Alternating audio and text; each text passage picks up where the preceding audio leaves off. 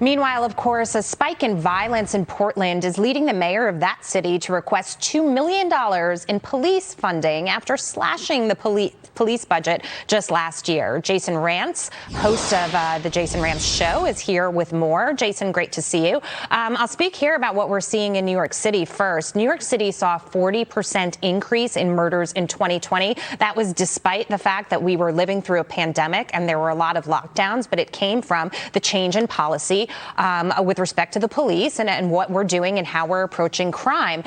You look at a city like Portland that has a similar situation and you say, why'd you take the money away if now you need to give it back and try to beef it up again? Yeah, I think clearly in all of the calls to defund the police, they rush to defund without replacing it with anything. This idea that suddenly taking money away from the police and putting it into these programs, in many cases nebulously defined, that all of a sudden tomorrow, 24 hours later, we're going to get rid of all of the problems that we had a fully funded police force to begin with. That obviously doesn't work that way. If you want to have reasonable reforms and you want to take a look at any of these budgets, I'm not against budget cuts as a matter of policy, but you do have to make sure that it is being replaced. And even if you were to give money to a whole bunch of organizations and community programs that will actually get to the root causes of violence, that can take a decade or more for you to actually see some of the results. And so why not wait and have some sort of proof of concept that funding these programs works, making sure you're fully funding the police departments, and then when the crime is going down, that's when you say, okay, well, now it's time to tinker with the police budgets. Yeah, you can manage them a little bit better then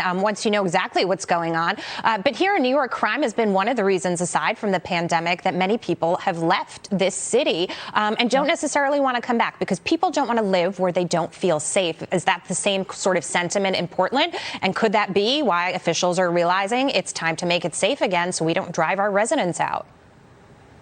Yeah, at some point, the people whose lives are on the line start to speak up. I mean, when you look at what's happening in Portland, it's community members who are coming together and saying, whoa, whoa, whoa, let's roll back some of this. You're putting us in danger. And we're seeing that all across West Coast cities.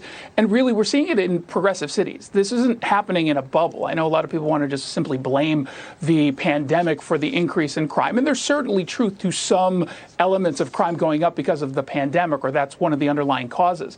But when you defund the police, when police officers are leaving the forces that we're talking about in record numbers, all while you have a system that is not keeping criminals in jail, well, of course this is going to happen, and people are reacting by moving out of their individual cities and certainly speaking up in a way that maybe last year they weren't comfortable doing. Is there anywhere across the country that you're seeing an example of a city that's actually saying, let's invest in the police, let's try to make the forces stronger, let's try to make our cops better and address some of the sensitivity issues that we've had, but keep them within the force and continue to have a place where people can grow and where people want to enter that police force? Is there anybody saying that? Let's invest in this instead of trying to detract from it.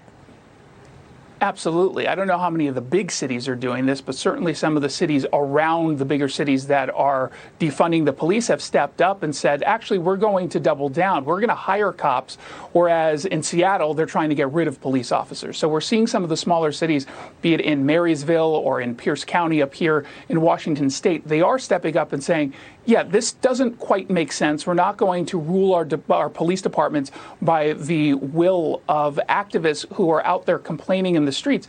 Remember, these are activists who want to abolish the police departments. They're not looking out for the best interests of their communities. They're being driven by ideology. It's a radical ideology. And they're not trying to reform. They're trying to dismantle.